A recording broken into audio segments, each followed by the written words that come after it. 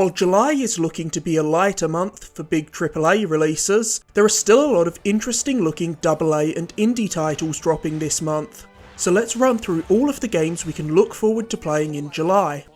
Space Jam: A New Legacy the game is a recently revealed tie-in for the new Space Jam movie.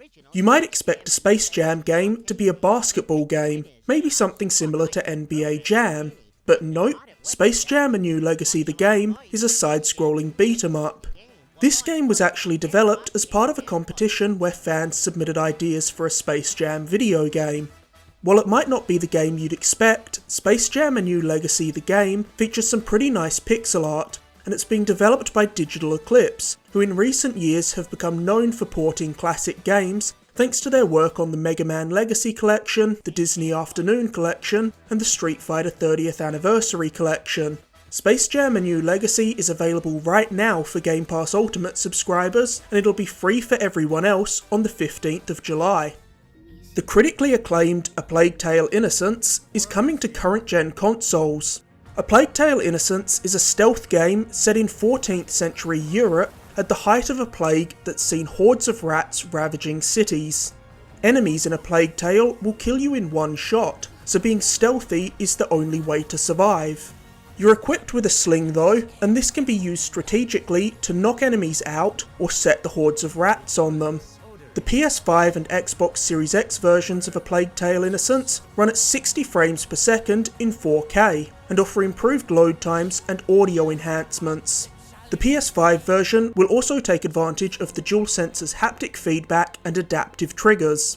A Plague Tale: Innocence is also coming to Switch in the form of a streaming version. I'll be curious to see how this version performs, as the slightest amount of latency could make this a very frustrating experience. Also, if you're a PS Plus subscriber, A Plague Tale: Innocence will be the free PS5 game of the month.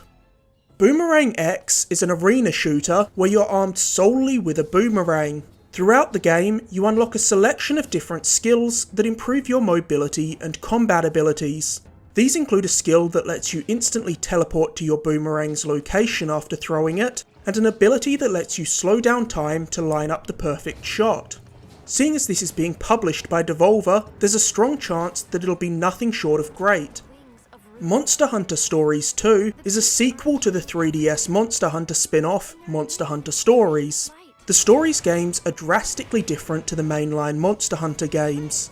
Not only are they far more story-driven, they also couldn't play any more differently. The Stories games ditch the action-heavy combat of the core series in favour of turn-based JRPG combat. Stories also sees you befriending monsters and recruiting them to fight alongside you, instead of hunting them for parts.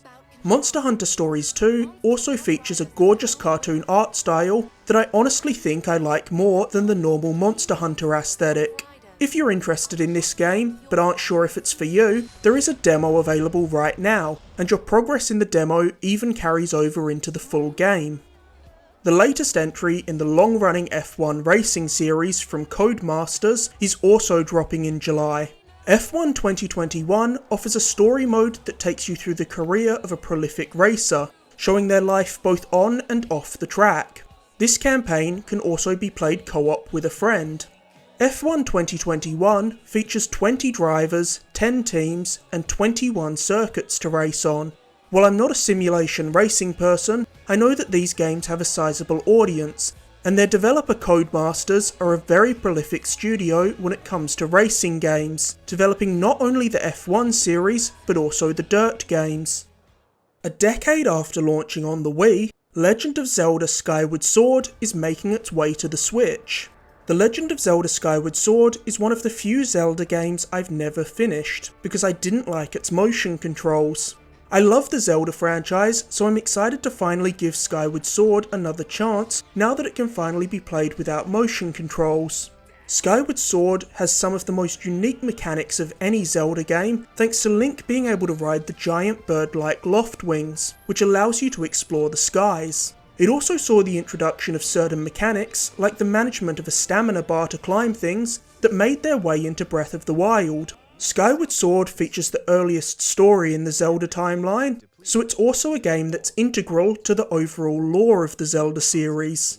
Skyward Sword has a stunning painterly art style, and I'm sure it's going to look absolutely gorgeous now that we can see it without the confines of the Wii's hazy standard definition graphics. The new trailer for the Breath of the Wild sequel revealed that we'll also be exploring Sky Islands in that game, so it seems safe to say that that game will also be drawing inspiration from Skyward Sword. Akiba's Trip, Hellbound and Debriefed is a remake of the original Akiba's Trip game that was originally a PSP exclusive that was only released in Japan. There are actually 5 Akiba's Trip games now, and several of them have received Western releases, including this game's sequel, Akiba's Trip Undead and Undressed, which came to the PS3 and Vita in 2014. In fact, it's because that game managed to sell 500,000 copies worldwide that we're getting this remake. If you've not heard of Akiba's Trip before, these are truly bizarre action RPGs that see you exploring a faithful recreation of Japan's famous electronics district, Akihabara, while fighting vampire-like enemies and tearing off articles of their clothing to expose them to sunlight, which kills them.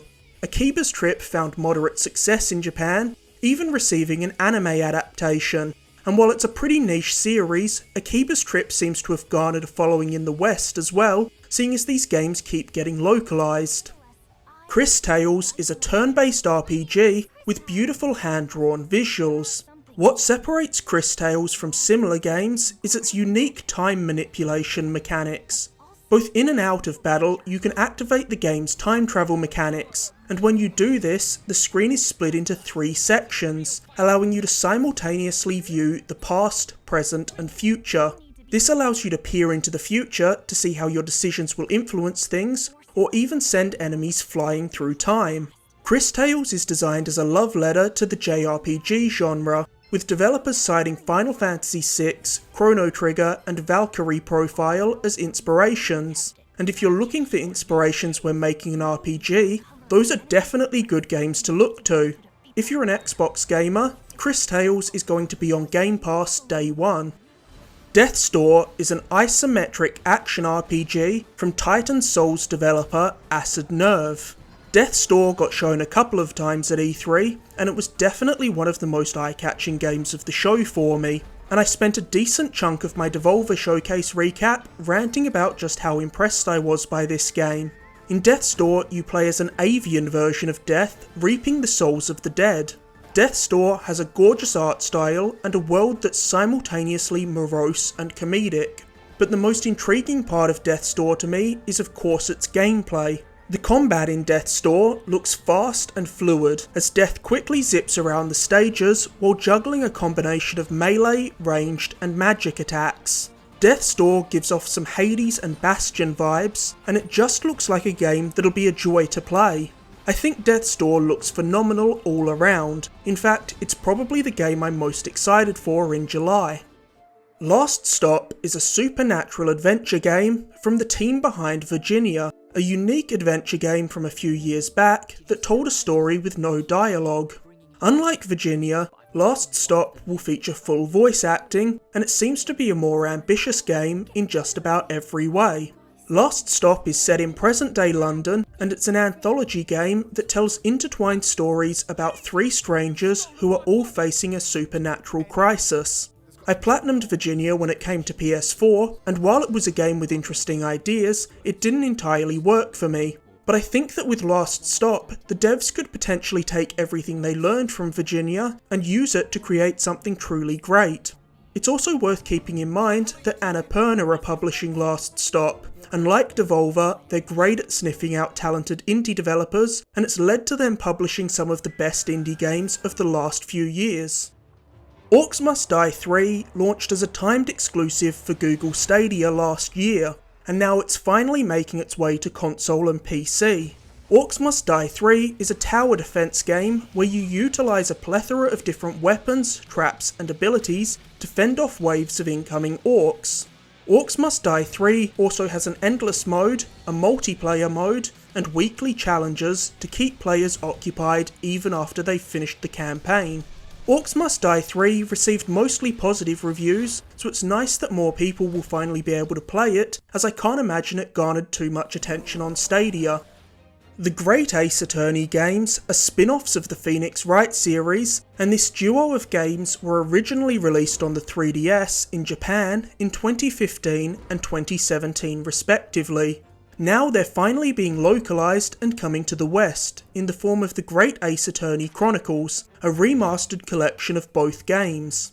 The Great Ace Attorney games star Ryunosuke Naruhodo, an ancestor of Phoenix Wright who travels to England in the late 1800s to study law. Once in England, Ryunosuke ends up teaming up with a detective named Herlock Sholmes, which is pretty amazing. While its setting may differ drastically, the Great Ace Attorney games still feature all the investigation mechanics and courtroom drama that you'd expect from a game set in the Phoenix Wright universe. Fans have been clamouring for a sequel to The World Ends With You since the first game released in 2007. Now, almost 15 years later, they'll finally be getting the long-awaited sequel this month, though this sequel looks like a pretty drastic departure from the original game. While still an action RPG, Neo The World Ends With You has not only swapped out its cast of characters for a brand new cast, it's also swapped the amazing pixel art of the original game for 3D graphics, and in the process, I think they've lost a lot of The World Ends With You's visual flair. Like its predecessor, Neo The World Ends With You takes place in a stylized version of Japan's iconic Shibuya district. Several developers who worked on the original game are back for this sequel, including Tetsuya Nomura, who's serving as a producer and character designer. Neo The World Ends With You will also have the same composer as the first game, which is good news as The World Ends With You's music was excellent. Like Monster Hunter Stories 2, there's also a demo out now for Neo The World Ends With You that will allow you to carry your save over to the full game. After releasing on PC last year, Microsoft Flight Simulator will be landing on Xbox Series X/S this month. No pun intended. Microsoft Flight Simulator is absurdly beautiful, and it has near endless playability, seeing as the whole world is your playground. Whether you want to see the world's most iconic landmarks, or you're simply looking to visit your hometown, you can do it in Flight Simulator. I've been hanging out for the console version of Flight Simulator, so I can't wait to finally dive into it later this month. Samurai Warriors 5 is the latest Musou game from Omega Force. I have no idea how they managed to crank out so many games. Not only are they releasing a constant stream of games in the Dynasty Warriors, Samurai Warriors and Warriors Orochi series, they also make tons of licensed games for other companies, like the One Piece Pirate Warriors games and the Hyrule Warriors games.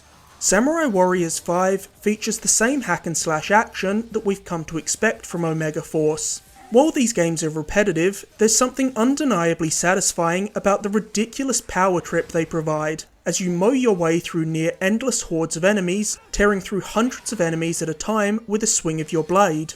Samurai Warriors 5 is set to be a good jumping on point for new players, with its developers saying that it'll feature a fresh reimagining of the series' story, new character designs, and revamped visual presentation. Samurai Warriors 5's flashy graphics are designed to mirror traditional Japanese paintings. This new art style is a huge step up for the series. This is definitely one of the best looking Musous I've ever seen. Warriors games are the ultimate power fantasy, and they're also perfect if you want a game to mellow out with while listening to music or a podcast. Tribes of Midgard is a co-op survival game set in Norse mythology, and it's another game that got a couple of showings over the E3 period, appearing at both Summer Game Fest Kickoff Live and the Gearbox Showcase. In Tribes of Midgard, up to 10 players work together to explore procedurally generated environments, craft equipment, and build up a village. You'll then need to defend your village from the frost giants and the legions of hell that attack at night. Tribes of Midgard's vibrant, cartoony art style really helps it stand out, because a lot of games set in Norse mythology tend to go for a more gritty and dark aesthetic. The Ascent is an action RPG, twin-stick shooter hybrid set in a dystopian cyberpunk world that's ruled by an evil megacorporation. I love twin-stick shooters, so the Ascent has been on my radar since it was revealed last year. A lot of the time, games in this style thrive through simplicity, but the Ascent is looking to add some more depth through both its gameplay and its RPG mechanics. In the Ascent, you can equip different weapons and gadgets, as well as customise your character's cyberware suit to better suit your playstyle. You can also change your aim from high to low, take cover to avoid enemy fire, and destroy chunks of the environment to gain a tactical advantage. The Ascent can be played solo or co-op, and it's another game that'll be on Game Pass at release. The Blaster Master Zero series resurrected the classic franchise and brought it to an entirely new audience. And now the Zero trilogy is coming to a close with Blaster Master Zero 3. There's truly nothing else quite like the Blaster Master games.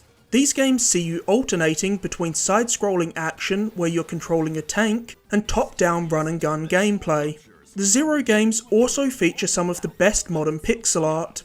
Blaster Master Zero 3 introduces a couple of new mechanics to the franchise, including the Dimension Distortion ability that allows you to jump through portals that'll take you to an alternate dimension. The first Blaster Master Zero was a Switch launch game, and I really liked it, but I never played the second one for whatever reason, so maybe now it's time for me to finally return to the series. Fuga Melodies of Steel is the latest game from CyberConnect 2, as part of their Little Tail Bronx series. CyberConnect 2 are best known for developing the Dot Hack games, as well as a ton of licensed anime games like the Naruto Ultimate Ninja series, Dragon Ball Z Kakarot, and the upcoming Demon Slayer game. Fuga Melodies of Steel is a turn-based JRPG that takes place in a world populated by anthropomorphic animals. Fuga features a squad-based combat system and has multiple endings based off the decisions you make along the way. Little Devil Inside is a successful Kickstarter project that started to gain some buzz behind it after it was shown at the PS5 reveal event last year. Little Devil Inside is an action-adventure game set in a world inspired by the Victorian era, and it follows a series of explorers who are in search of monsters and supernatural occurrences. To explore the world and defend yourself from enemies, you'll be given access to an array of different weapons and tools, including swords, guns, bombs, and even a grappling hook. Little Devil Inside also has some roguelike and survival game elements, though the developers have stressed that its survival mechanics won't be as intense and punishing as a lot of survival games are. Little Devil Inside has a striking art style and seems to have an impressive amount of variety to its environments, with it allowing you to explore everything from deserts to snowfields to mountains to swamps. There's even underwater exploration. Seeing as there's no set date yet, I don't think it's impossible that this game could be delayed, but seeing as it's still listed as releasing in July, it could also be a game with a very small window between date announcement and release. Pokemon Unite is a free-to-play Pokemon MOBA that sees two teams of 5 Pokemon duking it out. In Pokemon Unite, matches start with you playing as a weak, unevolved Pokemon that grows stronger and learns more abilities throughout the match. You score points for your team by defeating the wild Pokemon that spawn in the environment, and score goals by capturing the various control points that are scattered across the map. Pokemon Unite will have over 20 playable Pokemon to choose from, and it'll be launching on the Switch in July before coming to mobile in September. So there you have it, that's all of the most notable games launching in July. I think Skyward Sword HD and Death's Door are the two games I'm most excited for in July. Let me know in the comments which game you're most excited to play in July. Thanks for watching. If you enjoyed this video, be sure to like, subscribe, or leave a comment. And stay tuned for my upcoming reviews of Ratchet & Clank Rift Apart and Biomutant.